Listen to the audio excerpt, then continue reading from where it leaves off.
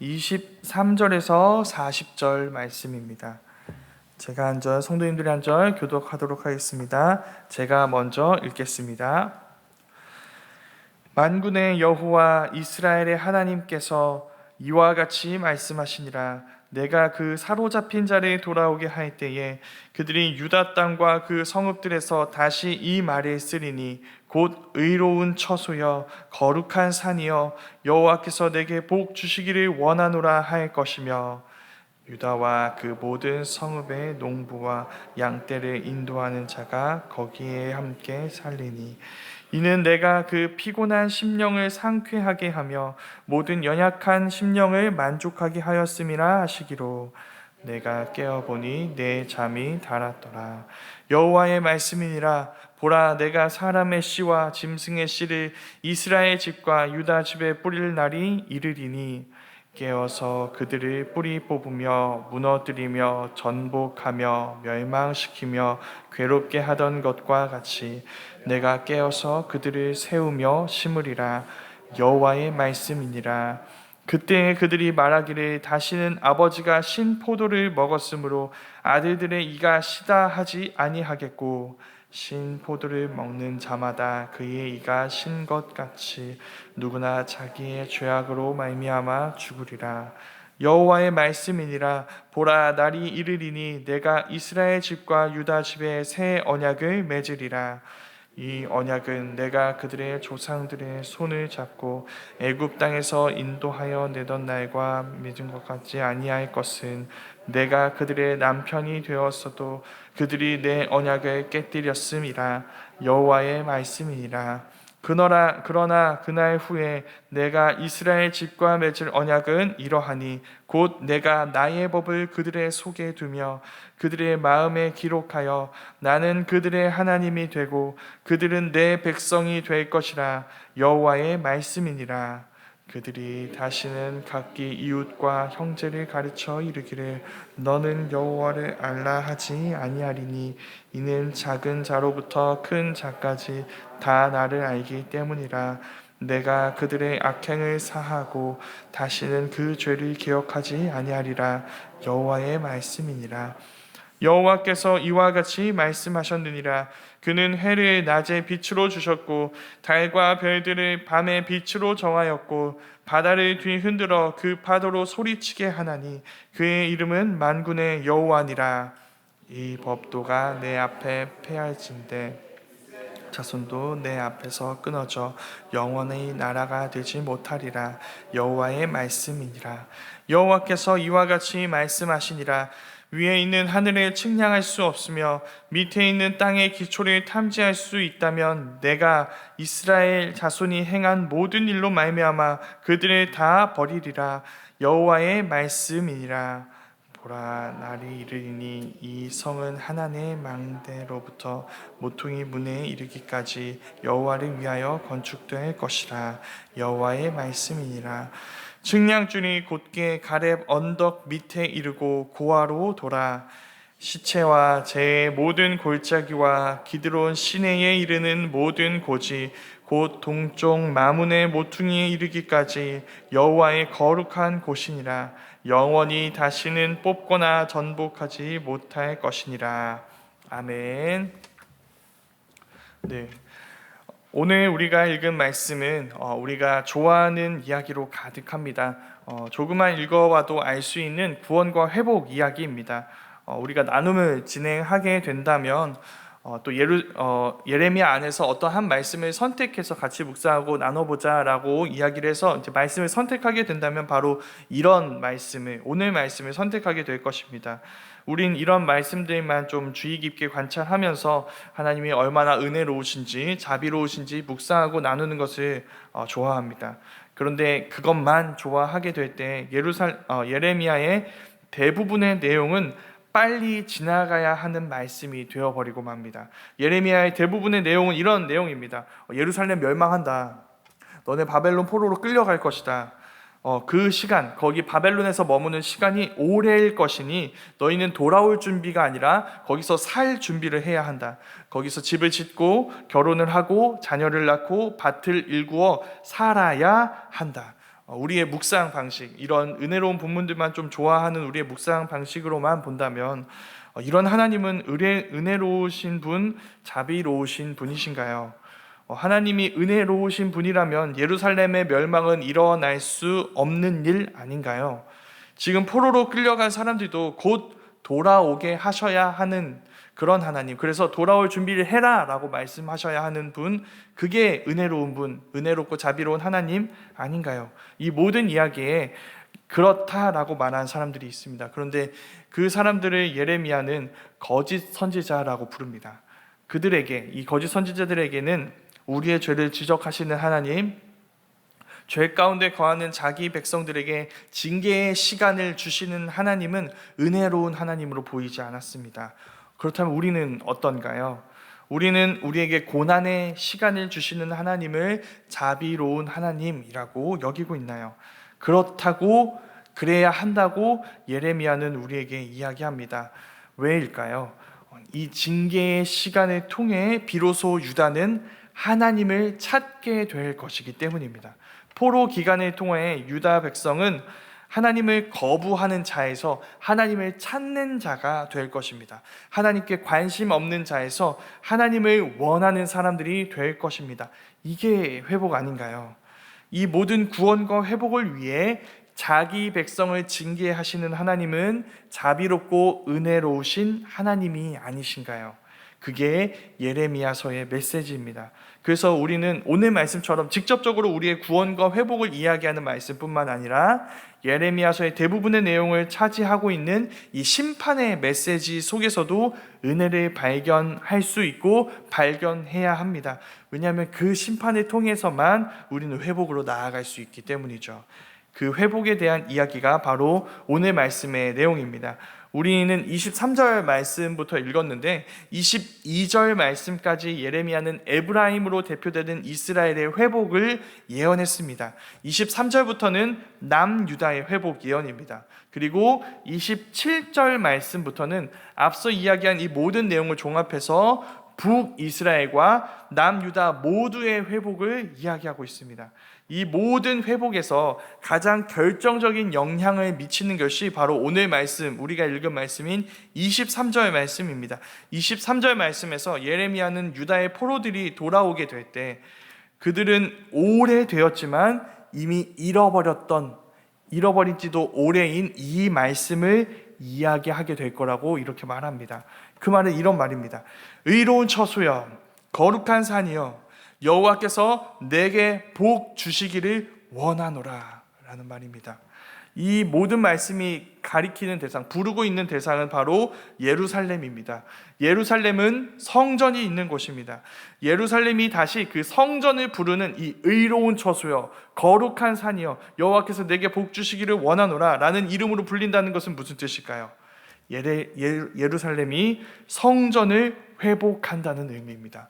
다시 여호와의 영광이 예루살렘 성전으로 돌아오고 여호와께서 다시 그 성전에 임재하실 거라는 사실을 예언하고 있는 것이죠. 그게 진짜 회복이라고 오늘 말씀이 이야기하고 있습니다. 지금 유다에게 필요한 회복은 무엇일까요? 포로에서 돌아오는 것이 아닙니다. 그들의 거주지가 바뀌고 그들의 상황이 바뀌는 것이 아닙니다. 여호와께서 그들 가운데 거하시는 것, 그들이 다시 여호와의 백성이 되는 것, 그래서 그 백성에게 주신 하나님의 비전과 꿈이 그들에게 이루어지는 것이 진정한 회복이라는 것이죠. 그것을 위해 기도하라고 예레미야가 우리에게 알려줍니다. 상황의 변화만 좋은 것이다, 그것만 하나님의 은혜와 자비다 라고 예언하는 거짓 선지자들의 예언이 아니라 예레미야가 우리에게 들려주는 것, 하나님이 다시 우리에게 돌아오시고 우리 가운데 거하심으로 우리 가운데 일어나는 이 회복을 경험하는 것, 그래서 진정한 하나님의 백성으로 살아가게 되는 것, 그 회복을 위해 우리는 간구해야 한다고 예레미야는 우리에게 이야기하고 있는 것입니다. 이 변화를 경험할 때 우리는 우리만이 아니라 다른 이들까지도 회복시키는 사람들이 됩니다.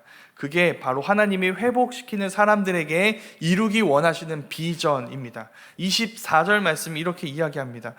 유다와 그 모든 성읍의 농부와 양떼를 인도하는 자가 거기에 함께 살리니 이 말씀을 보면 우리가 알 수 있는 건 여러 사람들이 이제 유다에 살게 될 거라는 이야기입니다.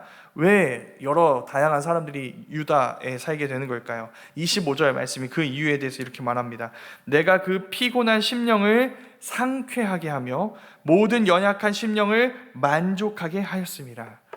유다에 계시는 하나님이 거기에 있는 모든 이들을 회복시켜 주셔서, 그래서 그들이 회복의 사람이 되어서 다른 사람들, 유다 밖에 있던 사람들이 유다 안에서 회복을 경험하고, 그래서 다양한 사람들이 유다에서 함께 어울려 살게 되는 이런 일들이 일어나게 되는 것입니다. 특별히 이러한 메시지가 필요한 사람들이 있었습니다.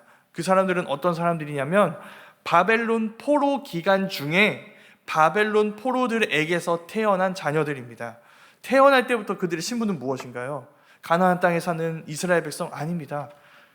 포로 기간 바벨론에서 포로의 신분으로 태어난 그 사람들, 이 포로 신분이 바로 그들이 태어났을 때부터 갖고 있는 그들의 상황이고 그들의 정체성이 되어버리는 것입니다. 이를 말해주는 이스라엘의 속담이 있었습니다. 아버지가 신포도를 먹었으므로 아들들의 이가 시다. 신포도를 먹은 건 아버지입니다. 그런데 왜 아들들의 이가 시다고 이야기하는 것일까요? 이게 어떤 의미로 받아들여졌을까요? 이런 의미로 받아들여졌습니다. 죄를 지은 건 조상들입니다. 근데 그 조상들의 죄로 인해서 그 후손들인 우리가 포로 신분으로 태어나 고통과 고난을 겪는다. 이게 이 속담이 그들에게 주는 의미였던 것입니다. 그런데 그 속담이 이제 의미 없어질 것입니다. 왜냐하면 그 저주받은 인생으로 태어난 것처럼 보이는 그 모든 이들에게 하나님이 새 일을 행하실 것이기 때문이죠. 그 새 일이 오늘 말씀이 이야기하는 새 언약입니다.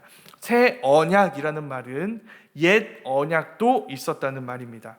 옛 언약은 이스라엘 백성들이 시내산에서 하나님과 맺은 언약을 의미합니다. 언약은 부부 관계와 같습니다. 두 사람이 서로의 남편과 아내가 되어서 서로에게 신실한 자, 하나 된 한 몸이 되는 관계를 서로에게 누리게 해야 하는 이 관계가, 부부 관계가 하나님과 이스라엘이 맺은 언약이며, 이 의미가 어디에 담겨 있을까요?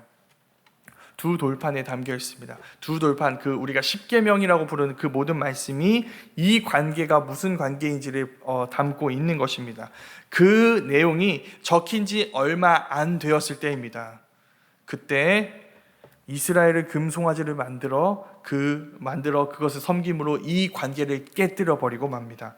이 금송아지 사건은 앞으로 펼쳐질 이스라엘 역사에 대한 예언이기도 했습니다. 이스라엘은 지속적으로 그들의 왕이시고 그들의 남편이신 하나님을 거부하고 하나님 백성이기를 거부할 것입니다. 그분의 아내이기를 거부할 것입니다. 그래서 다른 신을 섬기고 다른 신의 아내가 되려 할 것입니다. 이것이 무엇을 알려줄까요? 하나님이 돌판에 적어주신 이 하나님과 이스라엘의 관계는 그 돌판에만 있었지 그들의 마음판에는 없었습니다. 그들의 마음판에는 죄만 가득 있었고 그 죄를 따라 이스라엘은 그 돌판을 깨뜨렸습니다. 그렇게 이스라엘은 옛 언약을 깨뜨린 것입니다. 그런데 거기에 하나님이 뭐라고 답변하시는 건가요? 새 언약으로 답변하시는 것입니다. 새 언약에서 하나님은 그분의 법을 돌판에 적어주지 않으실 것입니다.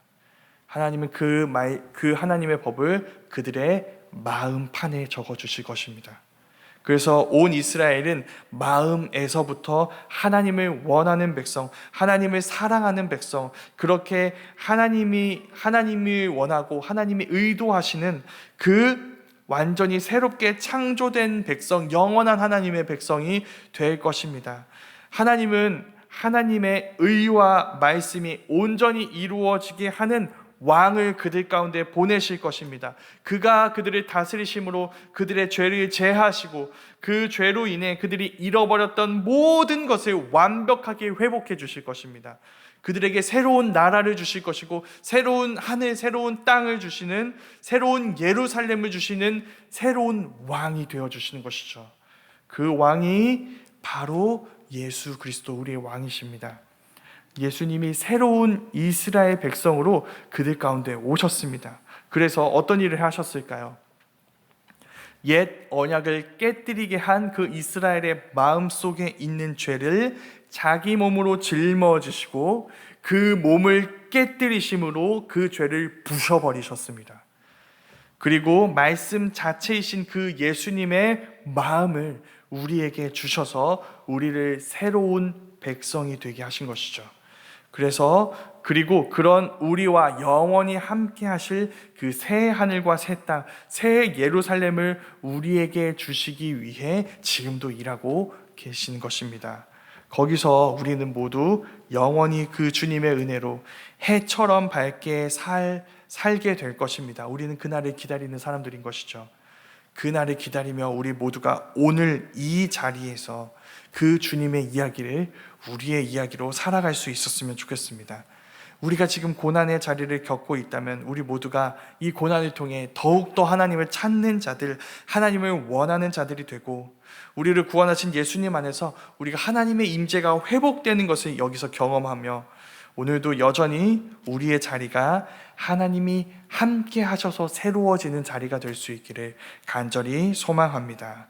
오늘 말씀에서 그렇게 회복된 유다에서 여러 다양한 사람들이 함께 살게 된 것처럼, 함께 살며 유다의 회복을 경험하게 된 것처럼 우리도 우리를 통해 수많은 사람들이 회복되는 그 유다의 비전이 이루어지는 것을 경험하게 되기를, 그것을 소망하고, 그래서 하나님이 회복해 주시고 구원해 주시는 우리를 통해 그 구원과 은혜의 통로가 되어 또 다른 많은 이들을 회복해주고 구원의 하나님께로 인도해주는 우리 모두가 될 수 있기를, 그런 교회로 세워져가는 우리가 될 수 있기를 간절히 소망합니다. 아멘. 우리